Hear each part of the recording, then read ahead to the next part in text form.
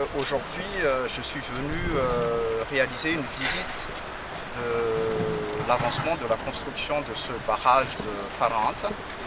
C'est un des grands barrages qui est dans le programme pour l'accroissement de l'électrification de Madagascar. Vous savez que notre objectif dans les 5 prochaines années, c'est de doubler la production d'électricité à Madagascar, et le barrage de Farahant va contribuer pleinement à cet objectif. Les travaux se déroulent parfaitement bien, à ce que j'ai vu sur le terrain. Nous sommes aujourd'hui à plus de la moitié de l'avancement du chantier et les techniciens m'ont indiqué qu'au premier semestre 2020, ces travaux seront terminés et nous allons pouvoir finalement distribuer l'électricité qui va être produite ici à Farahant vers le réseau interconnecté d'Antananarivo. Donc ce barrage sera exploité par qui après la fin de la construction?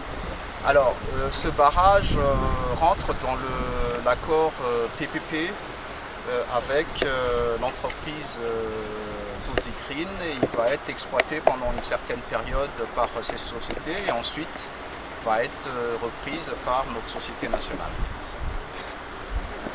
Tozikrin, vous avez parlé tout à l'heure d'avoir identifié un nouveau site exploitable pour mettre un barrage du même genre.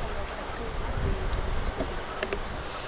Oui, en fait, pour l'exploitation maximale de la ressource hydrique, c'est un peu l'objectif de ce type de projet, surtout quand il y a des infrastructures existantes, comme la ligne d'évacuation, comme un chantier en cours. C'est une voie vite pour aller faire des autres projets et pour aller vite dans la construction de ces projets. Il y a en fait deux opportunités. Il y a deux chutes à l'aval. On pourrait, selon nos calculs, plus ou moins réaliser la même puissance de Maïtsi actuelle, donc 28 mégas et 140 millions de kilowattheures en plus. Ça va aller en continuité de chantier, ça va aller utiliser la même infrastructure comme je vous avais déjà dit, et ça va aussi avoir la possibilité d'intégrer 10 MW de solaire, deux projets distants en hybridation.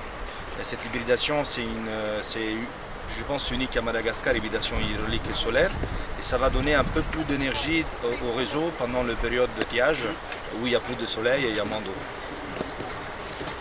Je voudrais rajouter pour vos spectateurs que Tozikrin est un des grands opérateurs en matière d'énergie renouvelable à Madagascar. Vous avez vu lors de la présentation que, bien entendu, il y a ce grand barrage qui est en cours de construction, mais Tozikrin a aussi plusieurs projets à Madagascar, plusieurs projets de barrages à Madagascar, des barrages qui sont déjà en exploitation à Madagascar. Donc je voulais vraiment profiter de l'occasion pour remercier l'investissement de cette entreprise dans notre pays.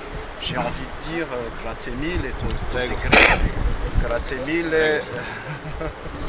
Voilà, donc je pense qu'il mérite cela parce qu'il contribue au développement de notre pays, il contribue à la réduction du prix du kilowattheure qui est très attendu par la population pour que chaque famille puisse bénéficier de l'électricité, puisse bénéficier de tout le développement humain que l'électricité apporte au sein de chacun de nos foyers.